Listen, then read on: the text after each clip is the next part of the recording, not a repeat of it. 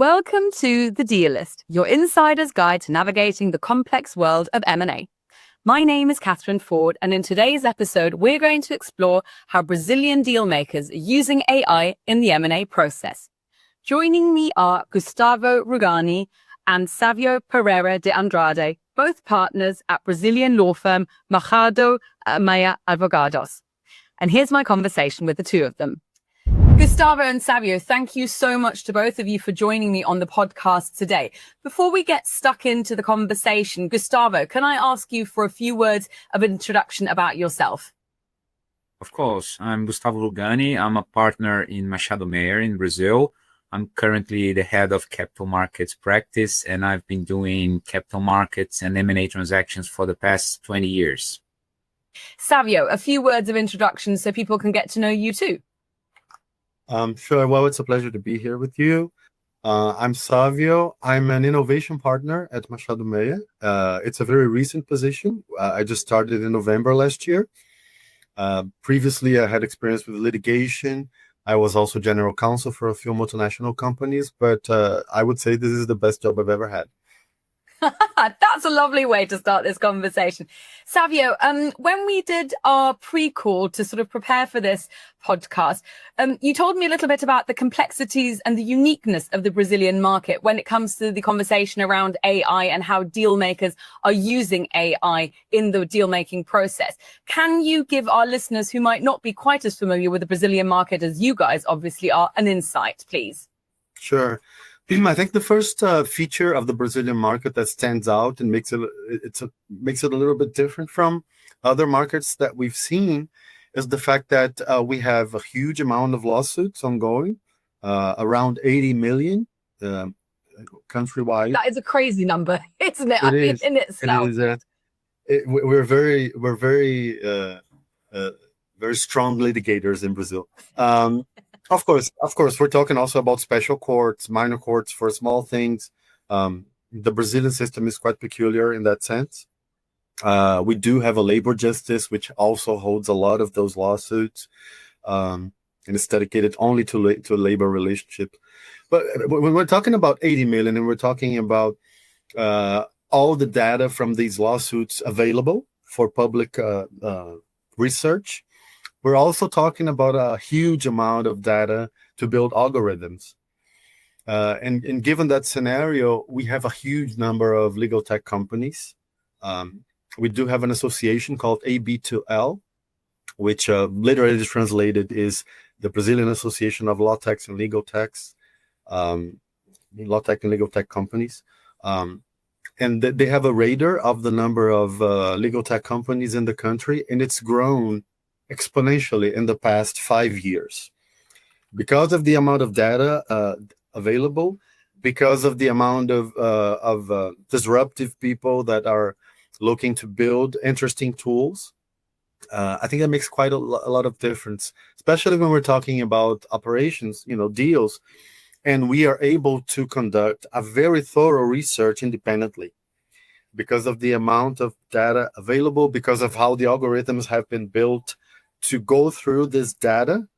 We have 4 or 5 different tools in our firm, for example, that we can use for independent public research of information on target companies and operations, and that's very peculiar, I think, related to the Brazilian system. Definitely. Now, let's move the conversation slightly along to how AI is being perceived by deal makers.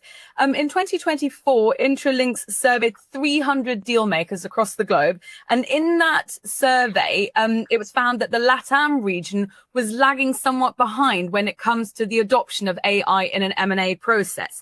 There wasn't really a huge amount of interest in it at the time. Now, fast forward to now, and the upcoming deal makers sentiment report that is coming out later in the year has found that actually by now things have changed slightly, and it is actually being adopted by deal makers globally. We're going to link both of those reports in the show notes so you can all have a look at that.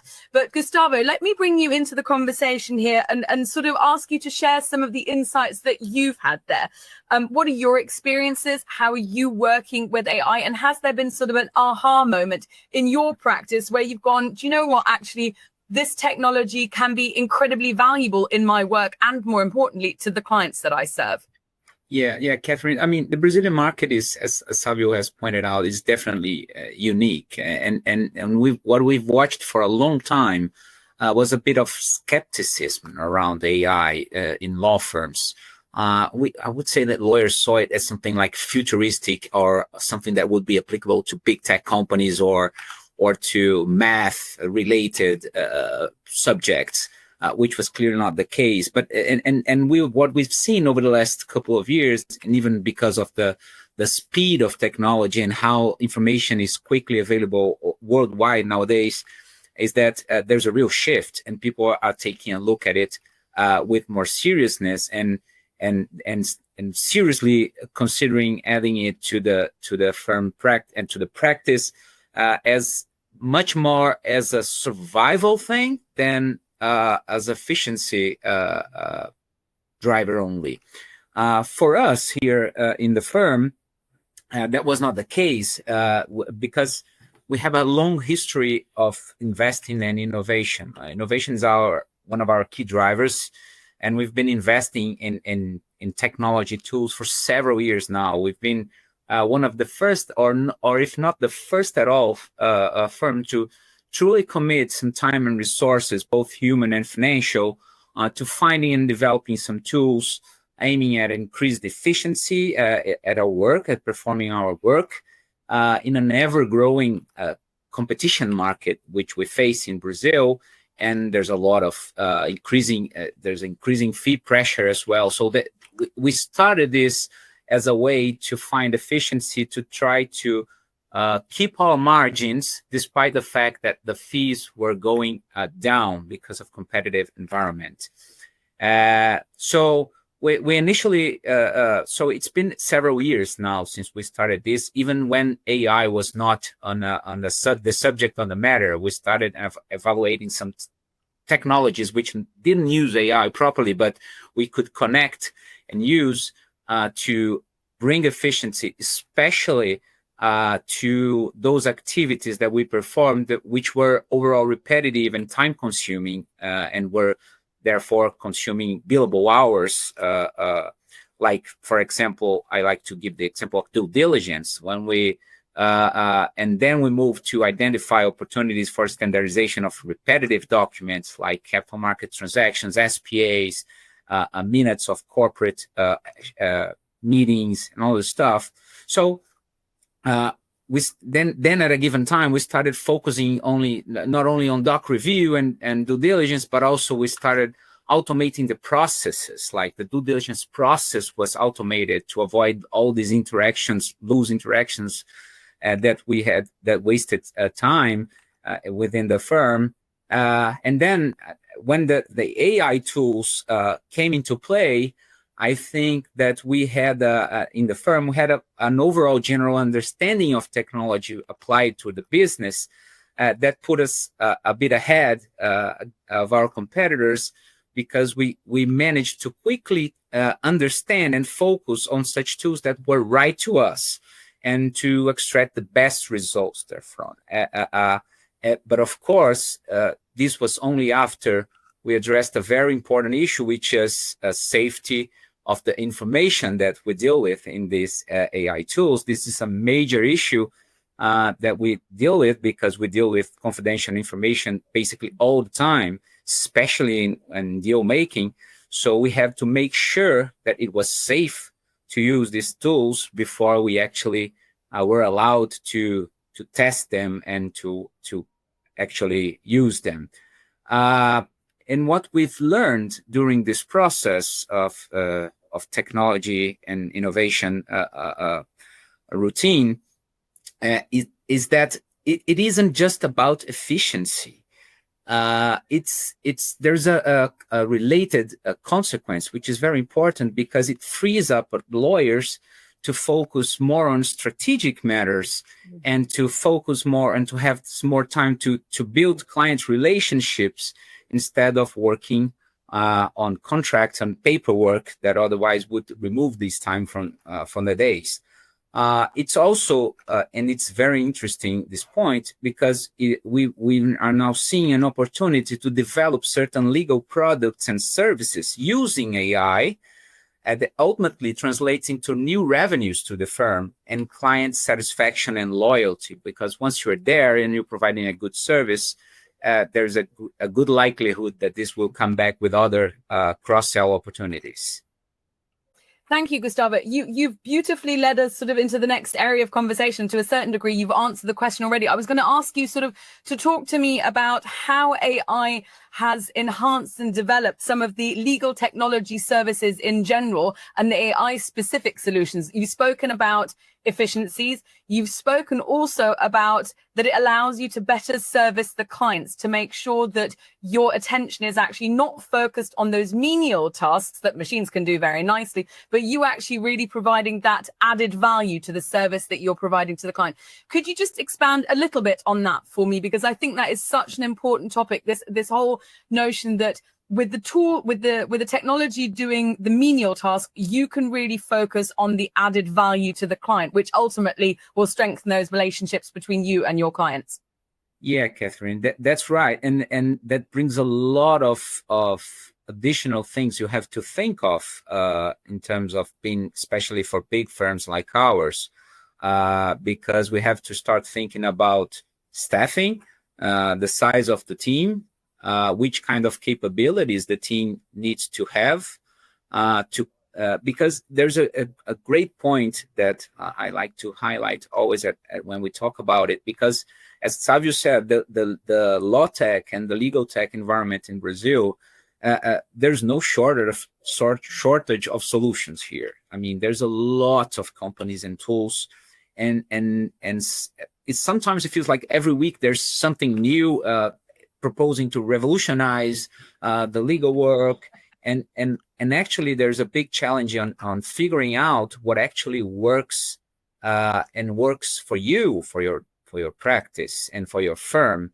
During this process, we tested, I mean, everything from translation to doc review to doc drafting tools, and look, there are some that are good, something that are not that good, but in terms of impacts internally, well, basically we built a team which is led by Savio to mainly use their time focused on that, because we felt the need that someone had to lead these initiatives, because otherwise it can be so time consuming, and it can make you feel lost in a way that you actually will result the opposite way of what you expect. In terms of getting more efficient, you'll be less efficient because you have to deal with so many different tools, not necessarily they work, and you have to train your team right to use it correctly. So that's when we took this decision to bring Savio as a partner whose main role is to focus on that and lead the initiatives of the firm to identify, process, install, and train people to use the proper tools for our needs. Thank you. And this, I think, is a good opportunity to get Savio into the conversation again. Savio, talk to me a little bit about how do you approach finding new solutions for the tech problems and the problems associated with an M&A process that Gustavo just mentioned. I mean, how much is it something where you rely on internal development? I mean, so Gustavo mentioned very nicely that there is no sort of, off-the-shelf solution to many of these concerns. It's a very personal, it's a very deal-specific solution that you're looking at. How much is it where you can take existing technology and adapting to your purpose? And how much is it where you implement commercially available solutions? Just talk me through sort of how you approach this problem. That's a great question, Catherine. Well, the first thing I have to say is that before all that, we have to make sure we have a digital culture in place at the firm, which is not easy. In our case, the fact that we've been very close to technology for, I would say, if you talk about AI only, not technology before AI, we're talking about 8 years.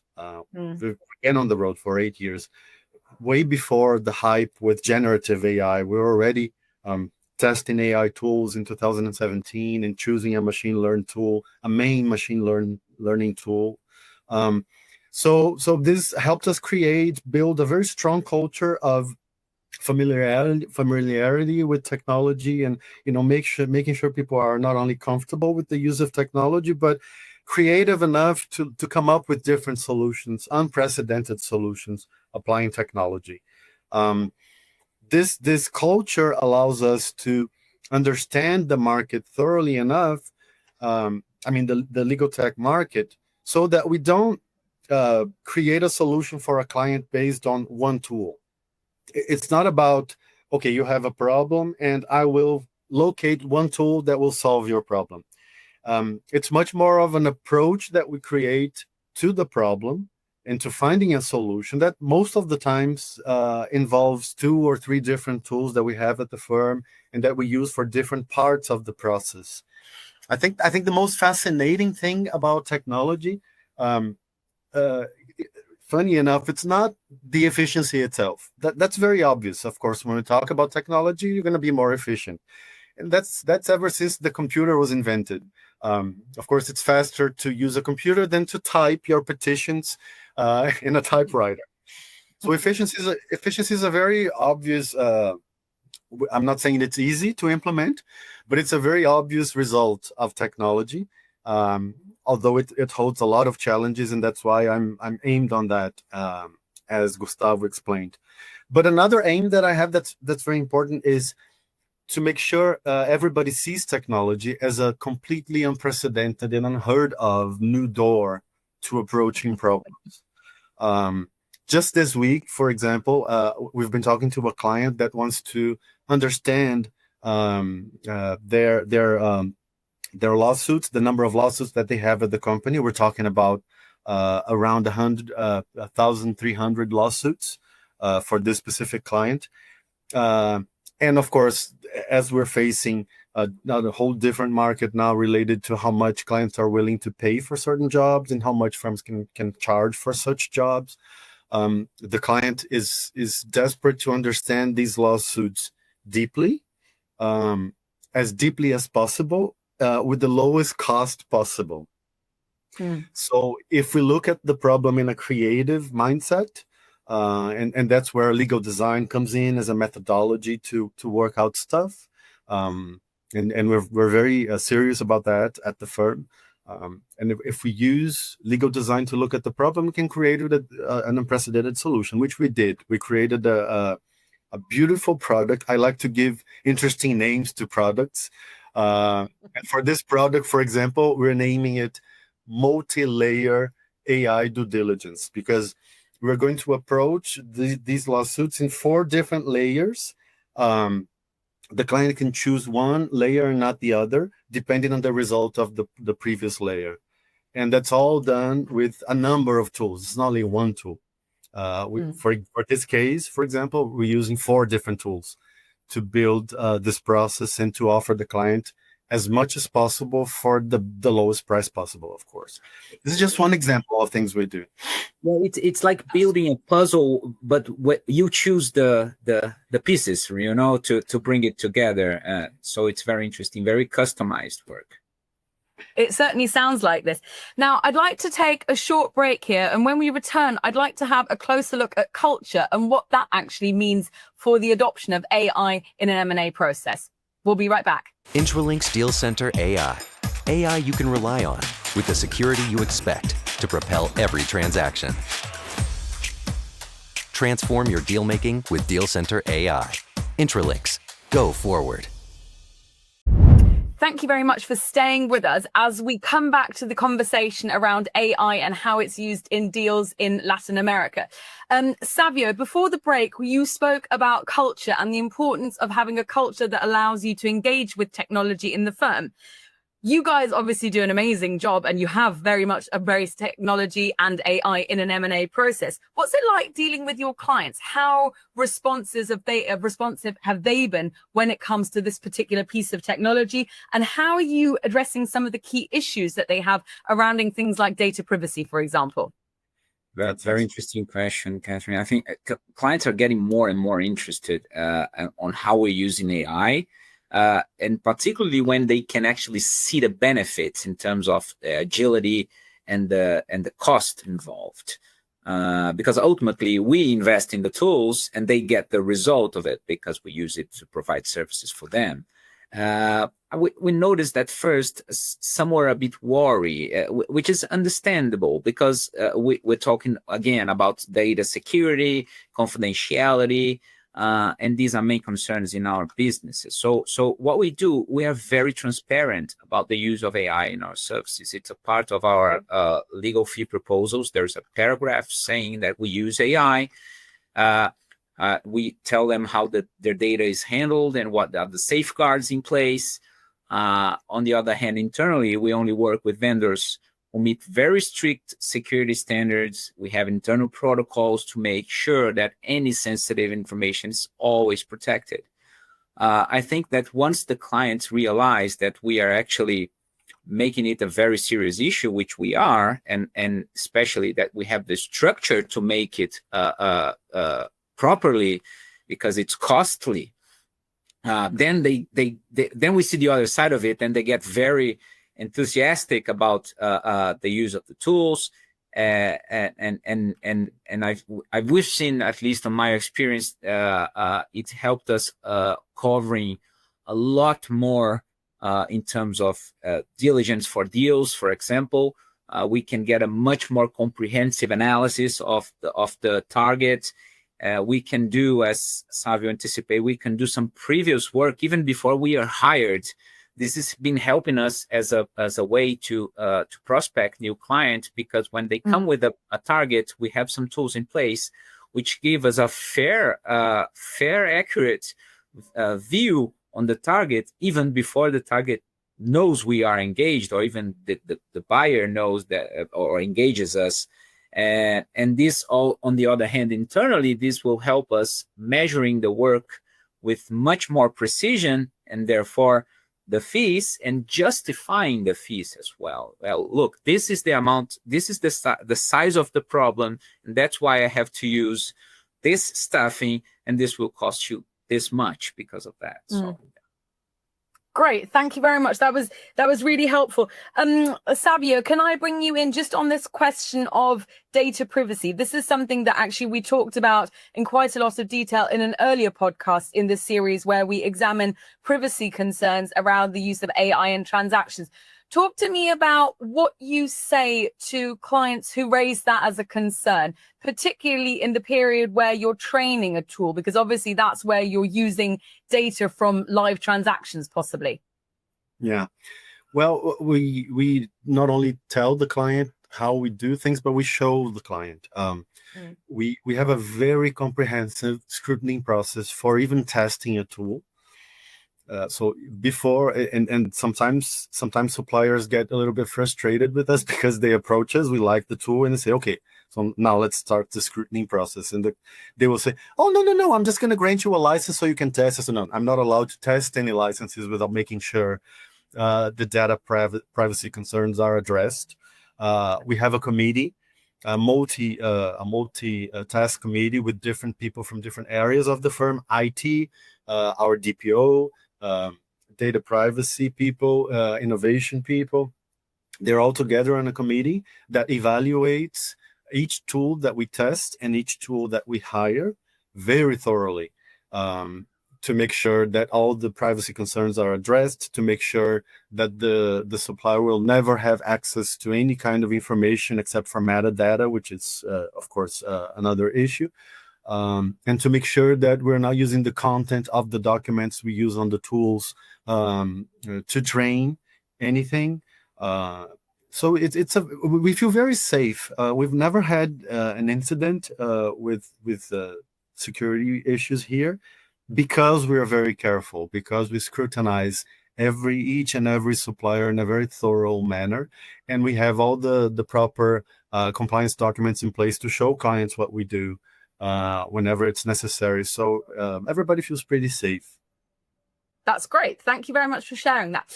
Now, before I ask both of you to sort of share your recommendations and any advice that you will have for anyone considering using AI in an M&A process, I'd like us just to take a step back and spend a few minutes talking about the potential AI regulation that's being discussed in Brazil at the moment. Savio, can you first of all sort of share your take on what's being proposed at the moment, what you think will be the benefit and what you think might be challenges that it raises for you guys? Sure. We're very close to having a regulation in place. It's been in Congress for the past 4 years. Initially, it was inspired in the European regulation, in the AI Act. Although along the way, a lot of changes were made, in my opinion, to make it a little bit more less restrictive of innovation than the European model, preserving safety and preserving respect for human rights and all the main issues that concern any kind of regulation related to AI. The project has changed a lot. It's probably going to pass by the end of this year.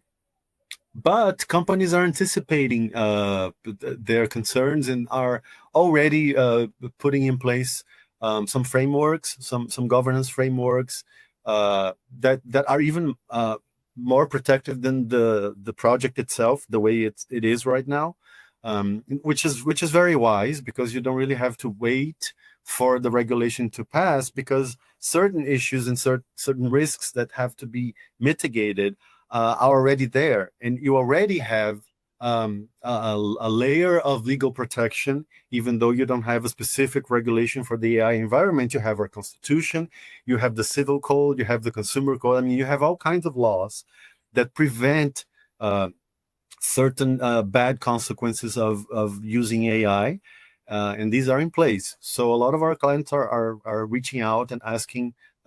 We do have a partner that's specialized in AI regulation in the digital environment as a whole. That's been doing a lot of work on frameworks and governance, anticipating the regulation. But we're about to have a formal regulation.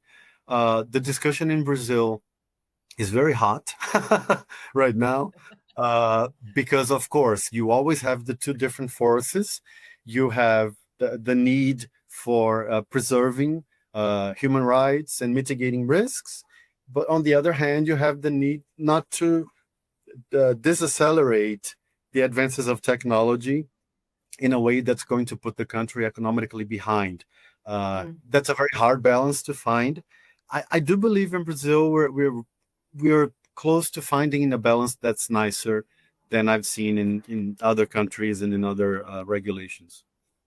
Great. Thank you very much for sharing that. Now, gentlemen, we're almost out of time, and I'd like to wrap up this conversation by asking you each, if you had to advise any Brazilian or indeed LATAM-based law firm considering the adoption of AI, what would be your key piece of advice? The one thing that you would say to them, look, this is the thing that you need to look out for, you need to be concerned about, or you should be really excited about. Gustavo, maybe I could come to you first of all.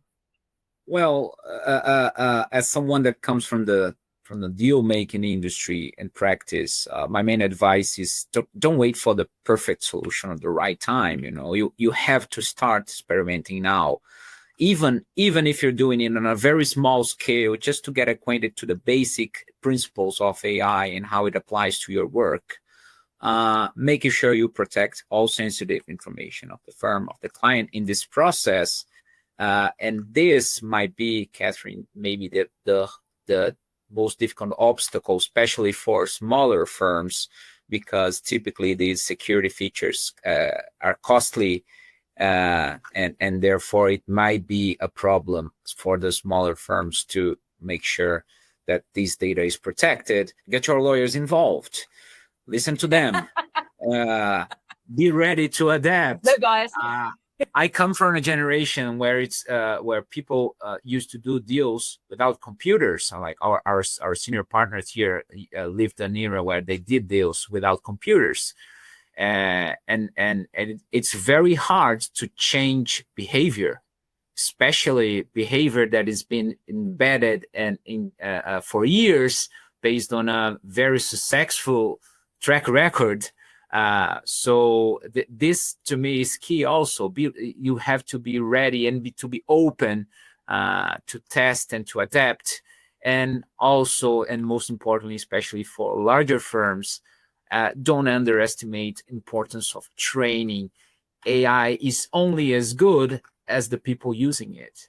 You might have a rocket on your hands, but you only have a driver's license. So you have to learn how to steer a rocket to learn.